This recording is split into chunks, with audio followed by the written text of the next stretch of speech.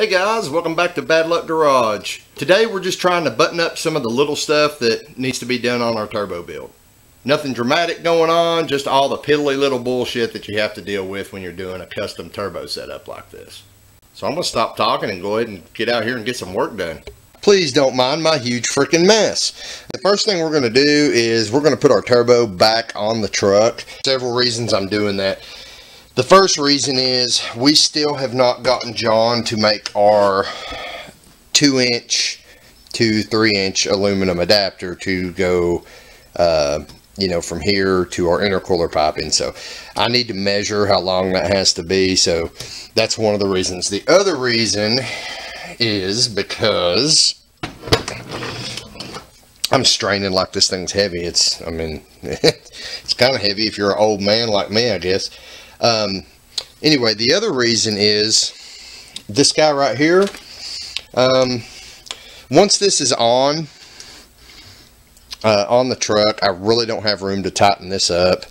It's just a pain in the rear where it's located. So what I'm going to do is I'm going to go ahead and put the turbo on the truck. I'm going to get this clocked kind of, and it swivels here. But, as far as the direction here, I'm going to just get this clocked where it has to go. And then I'm going to take this off, go ahead and attach our drain hose to it. That way I can just bolt it on with the drain hose already tightened up.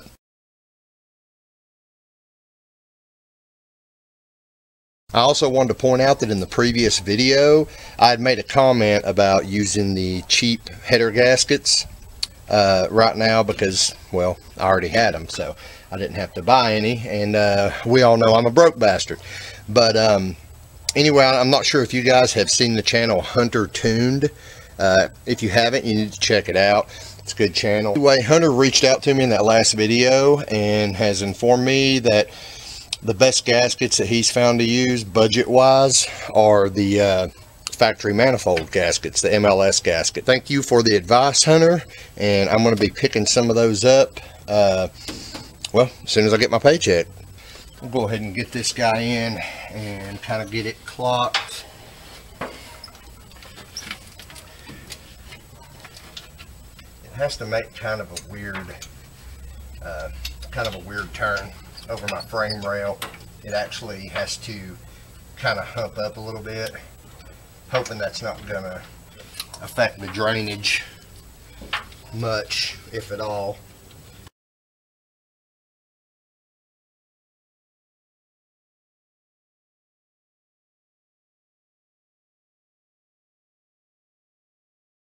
Yeah, I'll just mark that.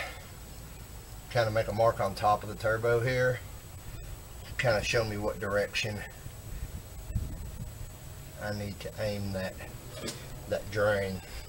If I ever have to take that drain off, I guess I'm just going to be taking the turbo off with it, because I don't know why, but that damn thing will not start. I don't know if you guys can see this, but the next thing we have to do is put our elbow on here and measure the distance from this coupler to the coupler right here for the intercooler piping, because John's going to make us a 2-inch to 3-inch adapter. You think, oh, just slip the coupler on, but these reinforced couplers are made to fit really tight, guys. Just helps keep you from blowing them off. I'm actually going to end up trimming probably a little bit off the coupler so I can slide it further up on the turbo, but we'll worry about that later. For now, we just need to take a measurement right here between the two couplers, and our measurement looks like 2 inches. No, oh, I'm sorry, 1 inch. So we have about 1 inch between the couplers there. Now, we're also going to be inserting our adapter that we're making about 1 inch into each pipe. could actually go a little more in the 3" as far as I'm concerned. So 1 inch plus 1 inch plus 1 inch is 3 inches. So as I've shown you in a previous video already, what we're going to be doing is we're going to be taking this piece of 3" that already has our lip on it, and we're going to be cutting off a piece of this 2" that already has a lip on it, and we're going to be welding them together kind of like that. And then, you know, John will be tracing this out and welding, you know, a piece of aluminum plate in there to block that off, and that's what our adapter is going to look like. This piece of 3" that we have is about 2.5 inches already. I'm pretty sure I can probably get that most of the way into our coupler, so not really worried about that. But I think we're going to make, you know, this has to be long enough to go in here at least probably a 1/2 inch, you know, so John can weld it inside there. The main thing is we don't want our adapter that we're making to be over about 3 or 3.5 inches long.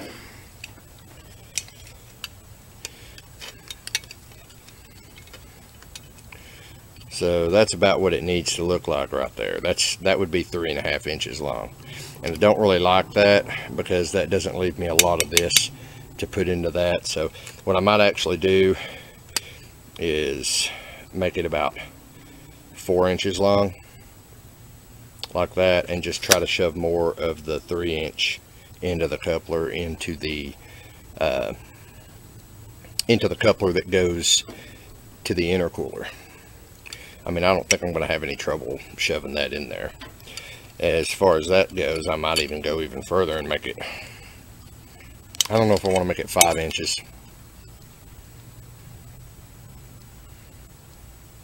Let me measure out where 5 inches would be. Actually, yeah, I think we're going to make this thing about 5 inches overall. We got our pipe marked. Let's move over to the workbench and cut it. Right, as you can see, we've got our OSHA approved Chevrolet workbench here. So I'm going to get this thing cut off. Safety first, guys.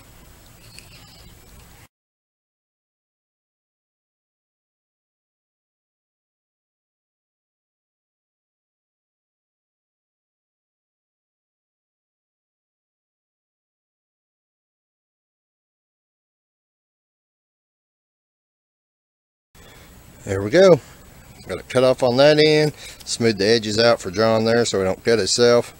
And we got our bead roll on this end. So we just need to put this in here and mark it so John knows how far to put it in there before he welds it together. And what did we say it was going to be, guys? About 5 inches. So, yep, right about there. Wait, a little bit more. There we go. Right about there. I'll put a little mark right here so John knows that's where to set it when he welds it. Got our pipe mark for John there so he knows, you know, it needs to go in yay far right to that line. That's where it needs to be welded. Now what I want to do is make him a template so that he can lay it down and trace it out onto a piece of aluminum stock, so that once he gets this welded to the side here, you know, he can have a piece of aluminum that he can just set in here and weld up. So this is the super easy part, because all we're going to do is you know, we're going to lay our pipe on here like this, and we're just going to trace it out with an ink pen. And then we take our piece that's getting welded inside and we just lay it on one edge like that.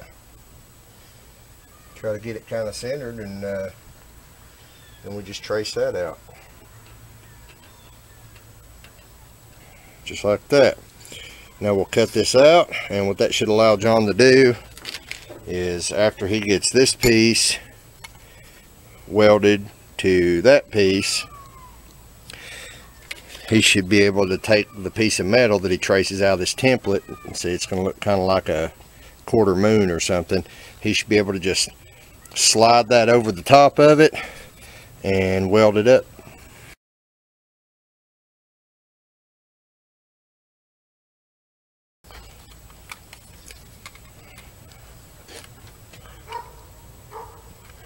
And through the magic of video editing, our adapter is finished. Unwelded that up for us. He also went ahead and sanded it down with a wire wheel, so we could paint what we're going to paint. We're probably going to paint about this much of the middle here. Well, maybe not even that much, probably about like that much, because the rest of this is going to be inside couplers. So adapter is installed, and after a month, our turbocharger is finally tied into the intercooler. Nice. Next thing I'm going to do is address a huge mistake that I made last week. I don't mean a huge mistake on the truck, I mean a huge mistake with something I said to my wife. Last week, after I tapped the oil pan for the oil return for the turbo, I made the mistake of telling my wife to remind me not to start this truck until after I changed the oil. So the reason that was a mistake was because that gave the wife an excuse to hound me every single day for the last week. Did you change the oil yet? Did you change the oil yet? Well, anyway, we're going to change that oil, so the next time she says, did you change the oil yet, I can be like, yes! At this point, you guys have seen me change oil on about 20 different vehicles on this channel, so I don't think I'm going to bother shooting another oil change scene. Okay, we got our truck jacked up. We're getting ready to change the oil, but what I want to do before I drain the oil is we're taking some carb cleaner, and where we tapped the oil pan earlier, we're actually going to try to spray like at a downward angle, so any metal shavings that may have fell in the oil pan but that I missed with the grease on the Q-tip or something like that, the plan here is that that'll get pushed back into the oil pan, so that when we drain the oil, hopefully that stuff will come right out. Make sure you hold on to your straw here, guys, because the last thing you want to do is your straw shoot off into your oil pan, then you're pulling the oil pan.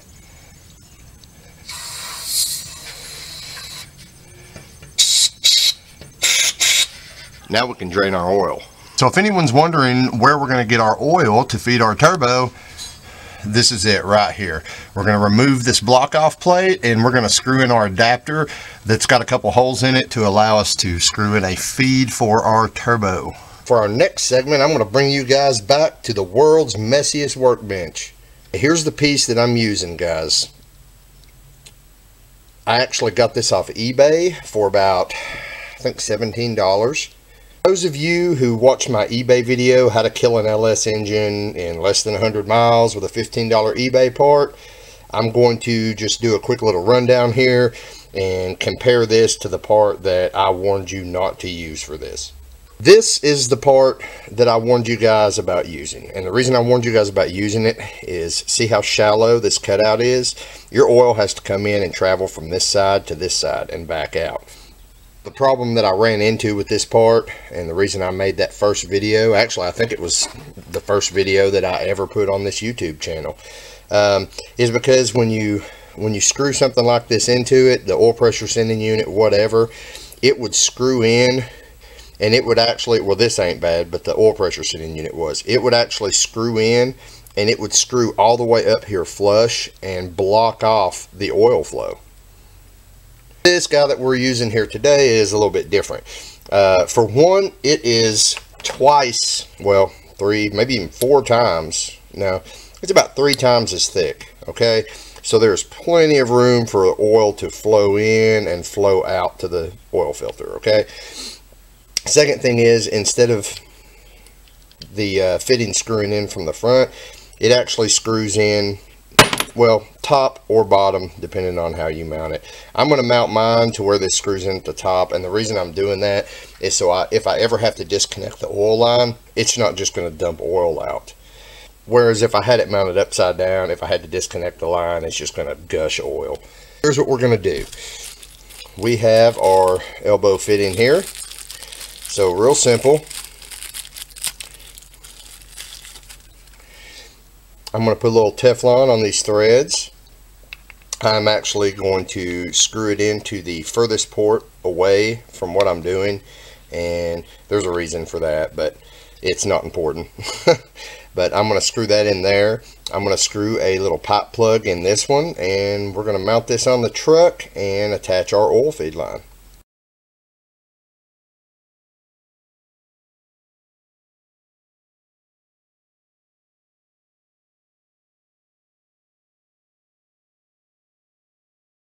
After getting this on here, I realized that the angle that I had my elbow at here was putting my oil line a little too close to my flywheel for comfort. So what I did is I went ahead and tightened it a little more to angle it out away from the engine. And our feed line is actually going to be coming down from up there in a minute. So, and there we have it. The oil feed line is routed. Oil is changed. And I went ahead and pulled my O2 sensor out of the harness and shoved it up there because we need to pull it forward a little bit to get it up there where it'll reach the new O2 sensor location. Last thing that I have to do while I'm under the back of the engine here is, I need to take my harness wires. I had all this tied together, but I don't now. But I need to take my harness wires, and we're going to tie it to our fuel line there, and we're going to take our feed line and probably clamp it there too, so it's not just flopping. Anyway, there you go. There's our oil feed for our turbocharger. Alright guys, it looks like we're going to have to button this video up. The wife is going to be off work soon, and we have to head to my mom's house. Mom actually lives like 80 miles away, and she's invited us to go on a hayride with her church for, for Halloween. We've quite been able to tie together the whole Halloween church hayride thing. But anyway, I don't see Mom much, so we're going to go ahead and do that. Next video, we're probably going to be painting our intercooler piping with the truck bed coating, and hopefully tying up all the loose ends, because I want to hear this thing run.